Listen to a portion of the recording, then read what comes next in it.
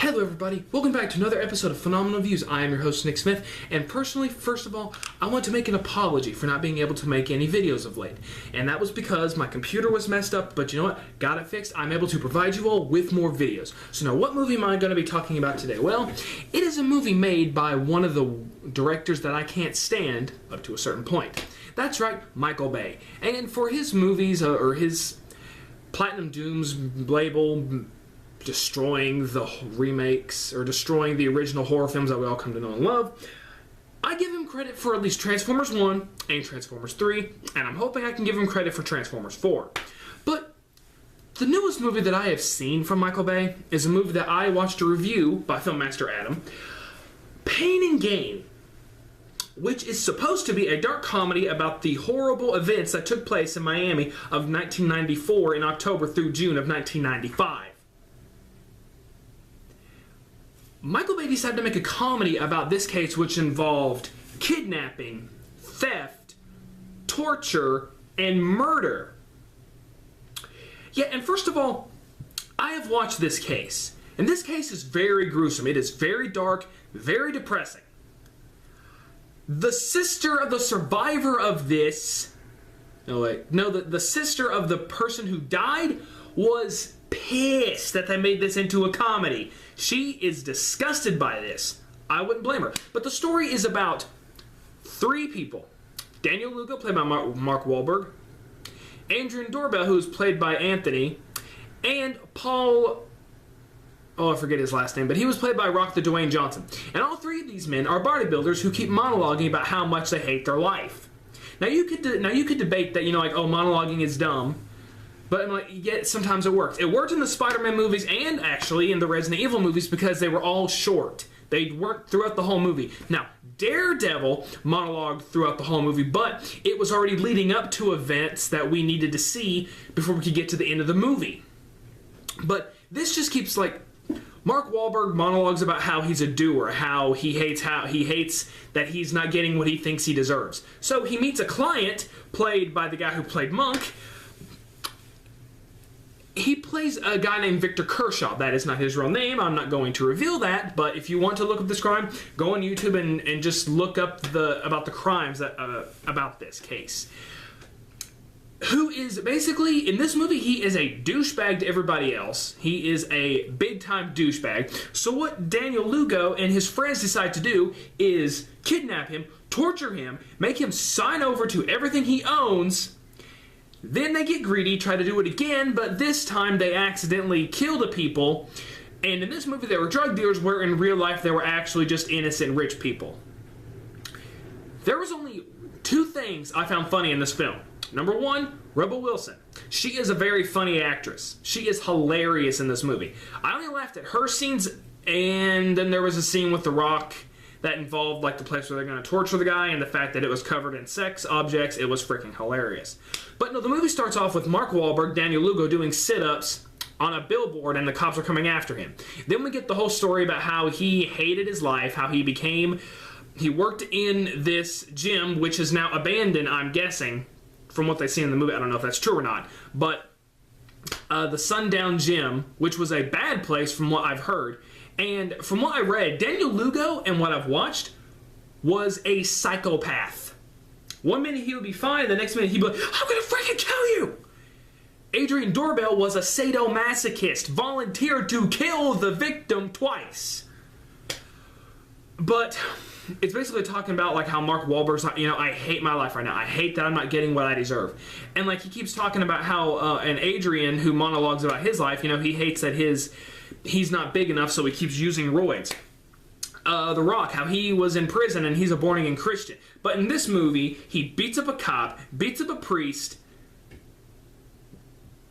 He tries to balance the Christian side, but he also gets addicted to cocaine. Big time addicted to cocaine. They make a bunch of Christian jokes, which aren't funny because I am a Christian, but the only characters in this movie I liked, I actually did not mind The Rock's character because at least, he quit in the movie. He talked about, how, there's monsters under your bed and, you don't think they're there, but when they actually are there, and then he leaves. And the person that he was portraying is actually in prison, or he's out now, and he's still trying to apologize for it. And I also liked the lawyer that he had to that the guy who was tortured had to hire, because, you know, I'm wanting to do law enforcement. But those were the only two people that I liked. This movie pissed me off beyond belief. It's not funny. It's not a good movie. This is Micheal Bay's worst movie by far. I hated this film. But I really hated it. I only liked one or two things about it, but the other things, I freaking hated it. This movie was offensive, this movie was bad, and this movie made me angry. The very first time I watched it, I freaking hated it. And I watched it again so I could get this fresh in my mind. But you know what? This movie, I honestly do not recommend it. I don't. If you want to watch this movie, go on YouTube and watch the case first. Watch everyone talking about this case. And then watch the movie. Because this will piss you off. I'm like, if you know, it's a dark comedy. No, it's not a dark comedy. It's not funny. It's just dark. This should have been a drama. And from what I have heard, Micheal Bay didn't even get permission from the family to make this movie. But I honestly don't recommend it. The only reason I bought the movie was so I could watch it and make a review out of it. But guys, personally, this movie is not funny. And I know I've said that a billion times. The people who really did this were sentenced to death. And from what I heard on the YouTube video that I watched, one of them was freaking laughing it up like he didn't care. He's like, oh, they're going to kill me, blah, blah, blah, whatever. No, it's not funny. And a lot of people's names were changed in this movie to protect the victims.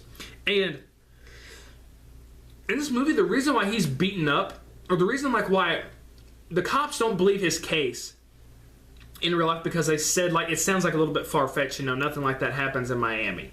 Like, there's no kidnappings in Miami. So they didn't believe it, and they kind of thought like he was just, you know, making something up. In the movie, it's because he's rude and mean to everybody. That's why they don't believe him. Of course, I wouldn't blame the police, but you know what? No policeman isn't that dumb. You know, I mean, yeah, you research it, but you know what? They didn't start taking it seriously until the detective that he called talked to the police, and then they started looking into it. And how they caught them, when they were buying a chainsaw to cut up the victims, and this is in the movie and in real life, they went back to Home Depot and turned it back in. And it was because the receipt that they returned was what got them caught. It was something like that. But they found all the bodies. They found the people who were murdered. They found their body parts. And in real life, the only reason that he signed off everything he owned was because it was, one, what they wanted, and two, because they were going to threaten to kidnap his wife and his children. And he decided to make a deal with them. I'll give you everything I own if you just leave my family alone. So that was the only reason he had to sign off everything. It wasn't because they freaking tortured him and beat him half to death.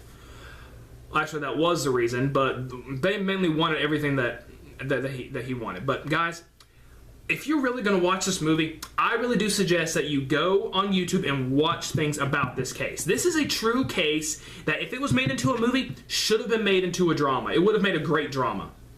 But Micheal Bay decided to turn it into a dark comedy. And you know what? No, I got it. I didn't find it funny. I found it offensive.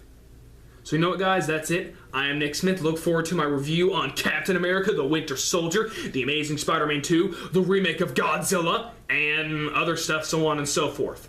Alright, guys, that's it. Oh, and look for my review also on Frozen, coming soon. Have a good day.